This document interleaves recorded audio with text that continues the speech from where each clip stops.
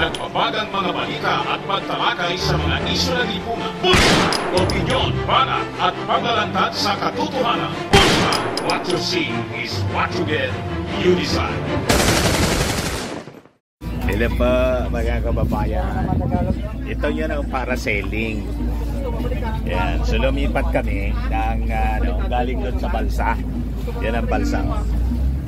Galing doon sa balsa, lumipat kami dito sa speedboat na medyo malaking konti para pupunta kami doon.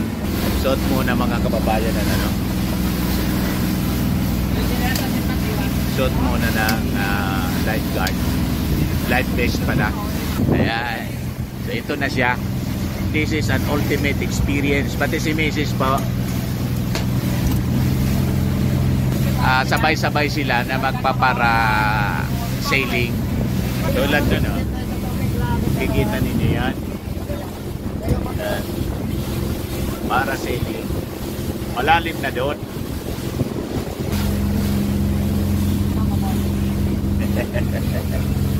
Ako magkikita sa dito sa baba.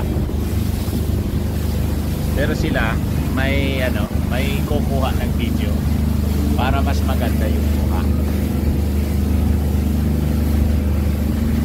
Di ba, napakagandang experience ito sa Boracay. Ayan po.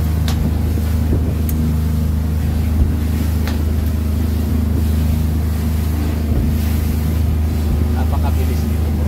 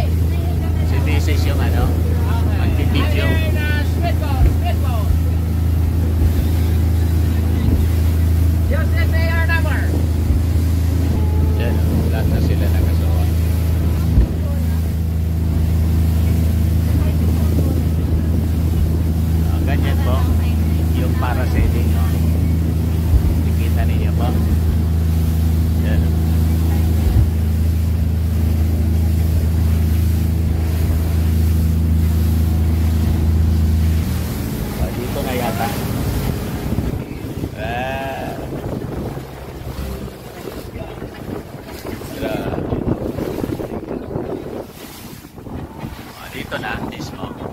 Dito na siya. Ayan na po. Mga kababayan, yung parasailing. Sino yung sa gitna, ma'am? Diyan po tayo, ma'am. Oo, nakatali naman yan, ma'am. Hindi naman tayong bumitaw. Ayan, sasama si Mrs. Siya yung magkakamera. Matanggal ng tsinelas, ma'am. Ayan. Ay, diba? Ayan po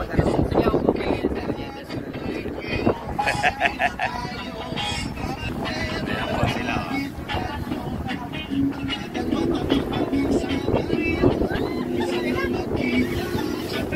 Nandun na sila. Diba? Si Mrs. yung nasa gitna, si Mami. Wow, ang ganda. Talagang sumama si Mrs. 15 minutes ya? 15 minutes, mga kababayan. Malayo.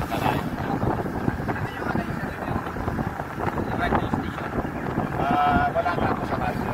May time na ako sa radyo. Laging na lang ako ngayon.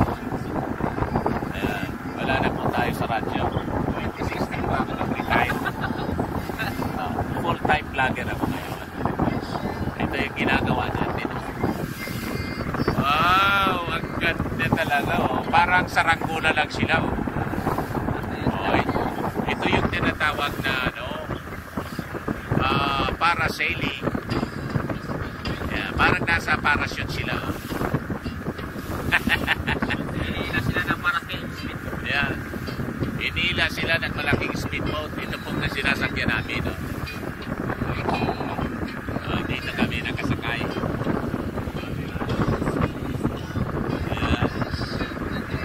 Ito yung kaibigan natin, bagong kaibigan taga Boracay. Nakapalo na siya sa ating, ano, sa ating Facebook and YouTube channel. So, sila yung nag-invite sa amin kanina para ma-experience ito. This is actually an ultimate experience dito po. Sino mang pupunta dito po sa isla ng Boracay. Ang daming mga water sports activities dito. Kanina in-enumerate sa atin mga more than 20 sports activities, mga kababayan. Kasama yung hiling ni Digong, yung jet ski papuntang West Philippine Sea. Hindi dito matakbo. Ayan, nakita ninyo ba, oh? Oh, yun. Di ba? Nakakatuwa talaga dito sa Boracay. Babalik kami dito, Brad, sa next year, buong family ko na. Ngayon kasi dalawa lang ng anak ko. Si Mrs. tapos dalawa kong anak. 4 yung anak ko. Isama ko. Dalawang wala. O, yung mga lalaki kasi may ikuan kami. Yung negosyo. Hindi maiwanan yung negosyo. Di ba? Against the light. 3 days lang. Dapat sana 1 day. Kaya lang, Bukas pa iwatin pa kayo. Bukas pauwi na kami. Pauwi na kami. Check out na kami sa Venice Hotel. Medyo against the light. Sa light, ikaw sa kakitusan sa series. Ayan, oh. Hindi ko makita.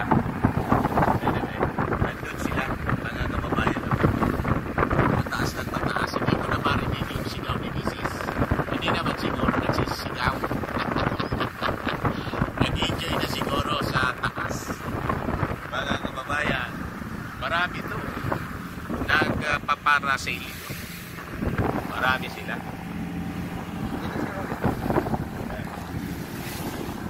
Ayan, oh. Kita ninyo. Marami. More than 20 siguro nagpaparasailing dito. Ayan. Everyday ganito siya dito. Pero ngayong Semana Santa, ngayong Biyernes Santo, ito yung pinakang marami pumupunta rito. Ito yung Talagang sanay sila. Kapag Biyernes Santo, Semana Santa, imbis na tawag dito, punta sa mga churches. Sabi po mamaya pagkatapos. May mga bisita iglesia din sila dito. Mga religyoso din. Pero siyempre, ang daming mga foreigners, kaya sinasama na nila yung activities. Siyempre, mga bakasyonista gusto mag-relax. Di ba? So, tingnan natin yun. Napakataas, mga kababayan. Ilang feet pala siya? Ilang yung meters pala? 50 meters yung 150 meters. 150 meters yung lubid. Yan. Lubid talaga, sa nylon siya. Hindi siya, hindi siya tawag dito. Matibay talaga itong lubid na to.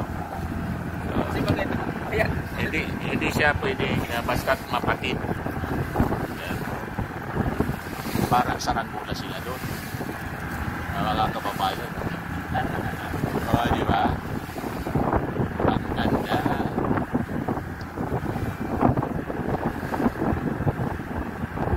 Ang ganda, mga kababayan. Yan ang paligid ko. Yung bundok doon, island pa rin siya o mainland na siya? Mainland na siya. Yan yung main. Yan ang Katiklan? Yes. Yan. Nandyan yung airport? Yun yung airport. May tuko na yun. Yun may tuko. Doon pala yung airport. Yan. Yan yung mga windmill dito. May windmills pala rito. Matagal na ba yan? Nakasaklan. Matagal na din yan, na windmills. Matagal na rin yan. May windmills po dito, parang yung sa Ilocos po. Yung Ilocos kasi mostly sana yung beach yun. Oo.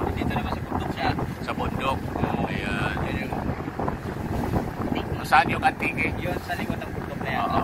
Ito Aklan ito. Ito ang Aklan. Aklan. Tapos yung Antique ito sa likod. Atiklan yan, no? Katiklan yan. Tapos itong island, Boracay. Boracay. Talagang pangalan niya, Boracay. Yung Boracay, 3 barangay yun.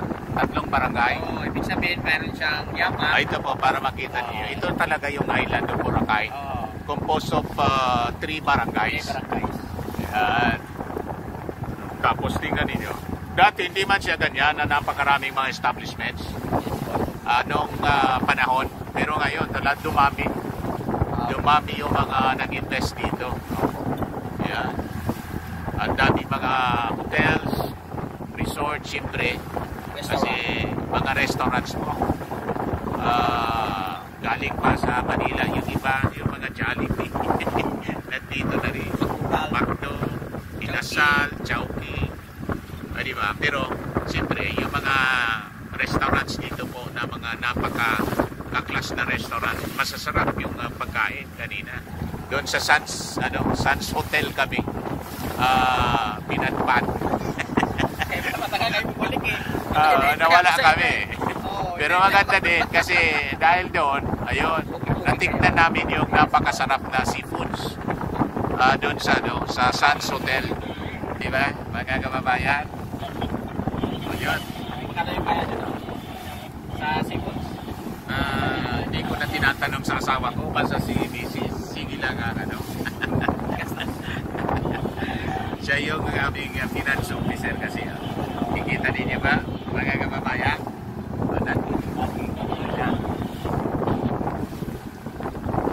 Diba? Hindi na lang makita. Malayo kasi.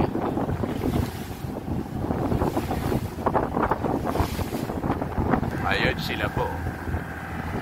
Galing dito yung tali. Parang sarangkula ni Pete.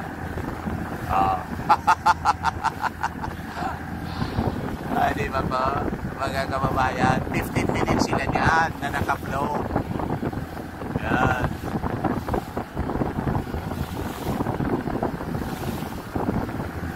Wala naman mga aksidente na nangyari rito. Wala naman. Talagang well-trained yung mga tao. Mga ladies lang po pala. Ayan. Mabilis yung pagsagipat na may nakulong. Pero pamira naman mangyari yun. Kasi well-trained yung mga tao. Kami nakaroon na yung Philippine Coast Guard. Naka-monitor sila. Kanina may helicopter. Kasama yun. Nag-monitor. Diba? Ganon. Kaya ang daming dumarayo rito. Mga kababayan. Kaya invited natin yung ating mga kababayan, lalo mga OFW from all over the world.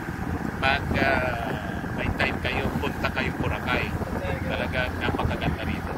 Alam ko naman, napakaraming OFW po pupunta rito. At mga foreigners ko. Kasi bantog na to sa napakatagal na panahon. Kami nga lang, ngayon lang kami na bigyan ng pagkakataon na pumunta rito. Buti naman. Actually, nagpunta kami rito November pa.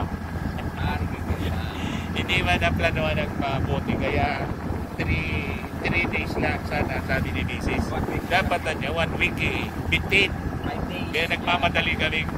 Pagkatapos nito, hindi pa kami nakapaligo sa dagat. Dito pwede hanggang 8 o'clock. Ayan.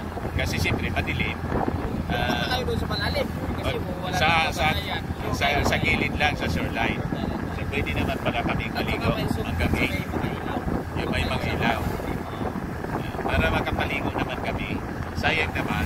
Maubos yung panahon namin sa pagkain kung aircon kanina kasi nawala kami. Anyway, ganun talaga. Pero ang maganda doon, yung experience namin, nagalugat namin mga kababayan, yung kabaan, mga 2 kilometers yung nagalugat namin. Di ba? Ayos na, ayos. Ito, pababa na sila. Yan. Pababa na sila mga kababayan. Pabalik na rito. 15 minutes na eh. Gusto nila mapasa? Mapasa sila? Ha? Mapasa? Sino? Iwan ko sa kanila. Makapapasa na sila. I-touch motor lang sila tapos flying na yan. Flying yan. Tama. Pwede naman yun. Pwede yun. Hindi naman na. Dito yung focus ka talaga dyan kasi ikaw yung dyan. Hindi man sila na mahulog dyan, ano? Ay, hindi sila mahulog. Ihulog ka natin para mabasay. Mabasa yung paa? Oo. Pero tatas din. Taas ko konti tapos balik na dito sa. Pwede naman pala, ganoon. So tingnan natin. Pababa na, palapit ng palapit, palaki ng palaki. Yan, message kita si Rahi, message kita sa ano. Message mo lang ako sa Facebook. Kasi para magano pabalik na dito, hindi ako. Ayan po sila. Entry na tayo dyan. Safe na safe kayo. Palaki ng palaki. Saka i-share ko yung mga ano, share ko yung mga vlog. Ayan na sila po. Ang bilis pala, no? Yung kawikaw sa amin. Ano yung kawikaw? Yung maghatang. Kasi makina yan dyan, sir. Makina. Mabilis lang sila, oh. Enjoy na enjoy yung asawa ko. Ayan, ang nasa gitna, yung misis ko. Siya yung may hawak ng camera. Ayan, oh. Hoy, ibabagsak kayo daw. Alam nila, sir. Alam nila. Tinuruan na sa kanila. Ayan. Yan, magta-touch kayo sa dagat. Anak ko po, para magkakapatid lang, ano? Parang magkakapatid lang. Parang hindi lang, sir, nakaapat ka na, sir, na, ano? Ayan po, babagsak sila sa tubig para tatat sila sa tubig. Yan. Di ba? Ganun pala yan. Tapos Kaway, sir, kaway. Yoy, kaway, mami. Kaway. Oh. Katuwa si Mami para nakakagawa sa kayo natin kanahintay kanina eh. Tuwag-tuwa si Mama. Di ba?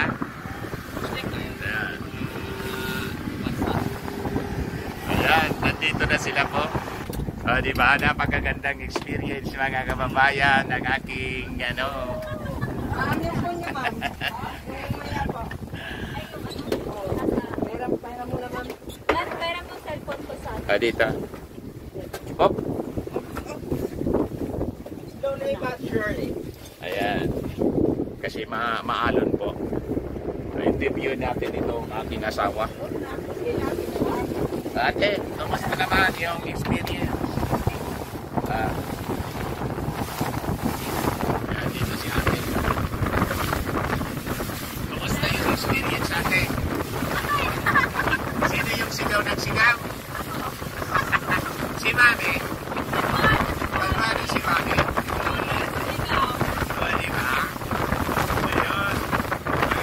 Babalik na tayo kami po. Ang bilis nito.